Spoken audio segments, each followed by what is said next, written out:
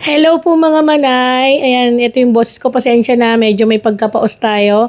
So, i-share ko lang sa inyo yung mga kaganapan sa amin nung December 31 to mga manay. Ganito karaming latik po yung aming niluluto per batch po.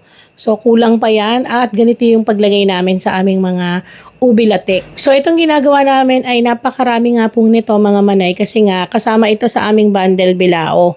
Meron kami mga paluto food trays, tapos hindi nga nawawala yung bundle bilao kasi nga marami nga po yun. 8 putahe na yon for only 3,500 pesos. Then, ito yung aming mga iba pang kakanin na hati. Merong kalahating bibingkang malagkit at kalahating ubi latik. Tapos, meron din kaming trio.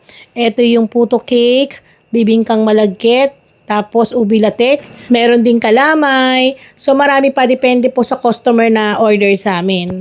At syempre, yung aming kaldereta na isa po ito sa bestseller ko na madalas talagang ino-order ng aking mga customer, mga repeat orders. So ito nga po pala yung isa sa mga order sa amin. Yan, meron tayong, ito yung tawag ko rito is yung pancit malabon, para siyang palabok mga manay. Pancit gisado na may halong kanton.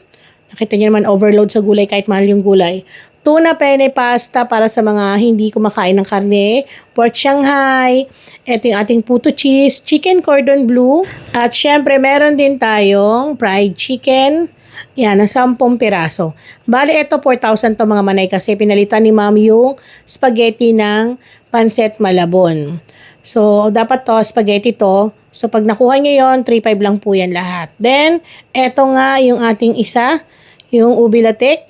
So, yung kulay niya kaya nag-iiba mga manay, depende po talaga yan sa sugar na gamit natin. Kapag puti, ganito yung kalalabasan. Kapag wash sugar or brown sugar, medyo may pagka-dark yung kanyang latik sa ibabaw. At depende pa rin din sa pagluluto ng asukal.